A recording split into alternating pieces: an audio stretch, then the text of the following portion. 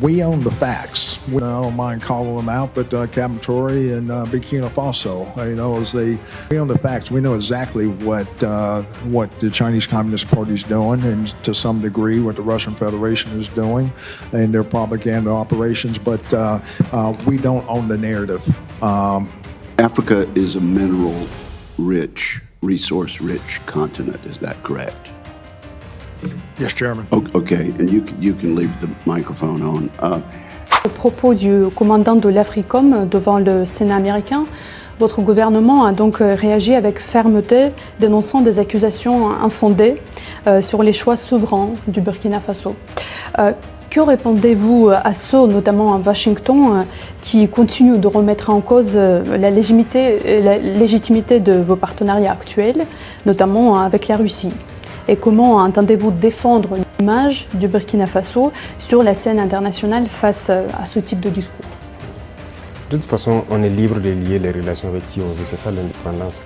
Donc sur ce volet, ils peuvent continuer à penser ce qu'ils veulent. Nous irons où nous voulons. Voilà, pour peu que ce partenariat puisse être en tout cas mutuellement bénéfique pour chacune des parties. Quant à ces propos, vous l'avez dit, on a protesté à travers le ministère des Affaires étrangères, c'est une chose. Mais je ne sais pas ce qui s'est passé avec ce général. Il y a un souci quand même. Et je souhaite peut-être qu'il fasse son mea culpa.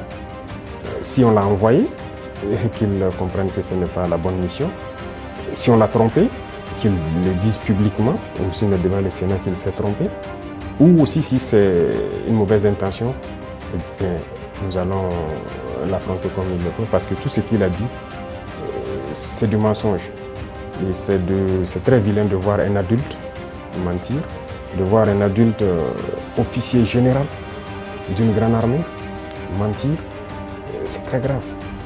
D'abord, il a parlé de l'or du Burkina qui sert à ce que nous on utilise pour se protéger et tout. D'abord, c'est l'or du Burkina, c'est pas son or. Ça, c'est la première des choses. En quoi ça le regarde? Ça ne le regarde en rien. C'est le Burkina, c'est l'or du Burkina, ça ne le regarde pas. Deuxième chose, il ment. Parce que le Burkina n'a jamais eu de réserve d'or jusqu'à ce que nous on arrive. C'est nous qui avons commencé à réserver l'or au trésor du Burkina Faso. Sinon, il n'y avait pas un seul gramme de réserve d'or au Burkina. Ça veut dire que c'est un menteur encore. L'autre chose, quand il dit qu'on utilise pour se protéger et tout, on est libre. Si le peuple a décidé qu'on le gouverne, nous avons le devoir de nous protéger. Donc on est libre. En quoi ça le regarde? Et le volet qui m'a le plus fait mal, pas parce qu'il est général ou parce que c'est un Américain ou quoi, c'est parce que c'est un noir. Et ça fait très mal de voir qu'on utilise un noir pour combattre un noir. Et ça n'a pas commencé maintenant. Il faut que ça s'arrête. Voilà, c'est très dangereux. Même la Libye, qui a détruit la Libye, on a encore utilisé un noir. Dans les films, dans le temps, chez les Américains, les noirs jouaient toujours le mauvais rôle. Et on s'est dit que c'est dans le film. Mais pourquoi les noirs doivent continuer à jouer le mauvais rôle?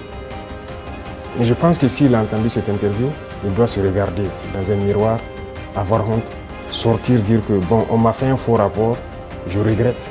Il doit le dire publiquement. Si c'est un faux rapport, on l'a fait. Parce que c'est possible. C'est possible qu'on ait fait un faux rapport et qu'il sorte dire, parce que vous avez suivi, quand je prends notre voisin, encore comme je dis entre nous noirs, le ministre de la Défense ivoirien, qui se promène, aller en Turquie, voir le ministre de la Défense turc et lui dit qu'il ne va nous vendre des armes. Vous voyez comment ça fait mal. Quand c'est un noir qui se comporte comme ça fait très mal. Est-ce qu'on a fait un faux rapport? Qu'il sorte de démentir. Si on l'a envoyé pour créer un problème au Burkina, comme ils ont l'habitude de le faire, eh bien, on va s'apprêter, on va les attendre. Parce qu'il faut que ça s'arrête maintenant. La race noire ne doit pas être utilisée pour combattre les noirs. Et chaque fois, c'est la même chose, c'est la même chose. Et c'est ce que nous déplorons. Et ça nous a fait beaucoup mal de voir que c'est un noir qui tient ses propos. C'est vrai qu'ils peuvent le regretter, par plusieurs canaux, ils essaient de se rattraper. Mais non, ça a été dit publiquement, il faut se rattraper publiquement. Voilà, nous, c'est comme ça. Nous ne sommes plus dans l'hypocrisie diplomatique, comme on aime le dire. Dire des choses haut et fort, et venir en bas dire non, on s'excuse, on n'a pas quoi. Il faut le dire publiquement. Donc je les invite à se rattraper, à le dire publiquement, parce que la jeunesse africaine a compris, la jeunesse noire dans le monde entier a compris. Cette manipulation ne passe plus. Voilà, ça a toujours été le cas, utiliser des faux alibis pour espérer atteindre d'autres objectifs, ça ne passe plus. Donc c'est regrettable, mais le Burkina reste dans sa lignée, nous continuerons à nous développer. Et il a oublié de dire tout ce que nous faisons pour le Burkina. Ce que nous faisons, aucun régime ne l'a réalisé. Voilà, le développement socio-économique du Burkina, qui a fait, voilà, nous sommes en train de construire beaucoup de centres de santé, équipés en appareillage, les examens médicaux, et baisser les coûts des examens médicaux. Quel régime a fait pareil? Personne. Nous sommes en train d'agir sur l'agriculture, labourer gratuitement les champs des paysans, notre production a augmenté et tout. Qui l'a fait? Personne. L'armée que nous sommes en train de créer, d'une nouvelle armée, l'armée burkinabé n'a jamais été autant fournie en effectifs, en équipement que maintenant. Qui l'a fait? Aucun régime.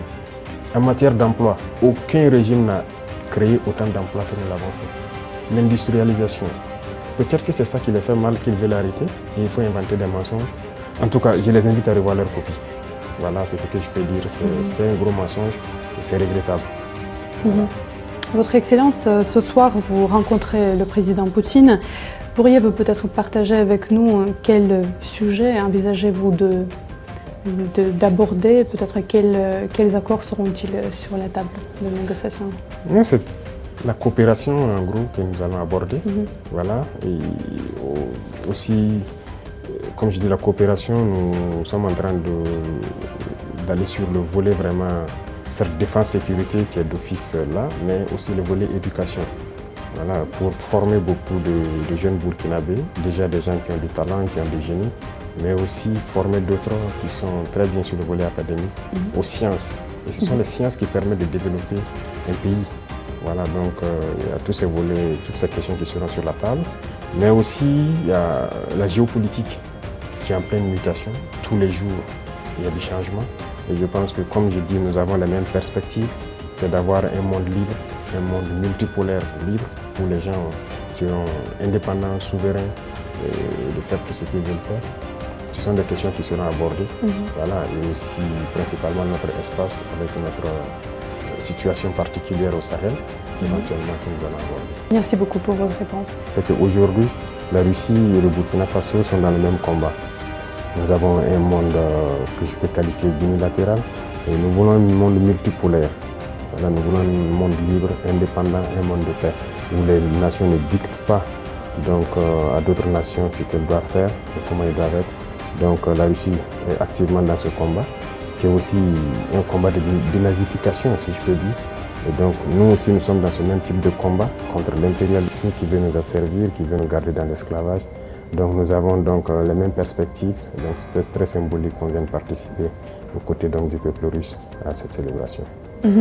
Notamment, le peuple soviétique a contribué largement à vaincre le nazisme et le burkinabé, comme vous le dites bien, applique aujourd'hui les efforts pour lutter et pour éradiquer le terrorisme. Voyez-vous des similitudes entre nos deux peuples et en quoi cela se manifeste-t-il plus concrètement? Oui. Moi, j'ai appris beaucoup de leçons dans cette célébration et il y a beaucoup de similitudes dans la lutte que nous menons actuellement. Regardez, le peuple soviétique a sacrifié près de 27 millions de vies pour avoir cette victoire. Ils pouvaient à un moment donné dire que c'est bon, ils signent l'armistice, ils abandonnent. Mais le courage, la ténacité, la résilience, en fait, ils ont continué le combat et ils ont fini par gagner. Le Burkina mène une lutte depuis maintenant près de 10 ans contre le terrorisme. C'est pas qu'il n'y a pas de morts, il y a beaucoup de morts depuis cette époque jusqu'à aujourd'hui. Mais nous n'abandonnons pas parce que nous savons que nous allons gagner la victoire et nous continuons ce combat. Donc il y a cet état d'esprit-là qui nous fédère et donc c'est ça qui est aussi très intéressant dans ces moments.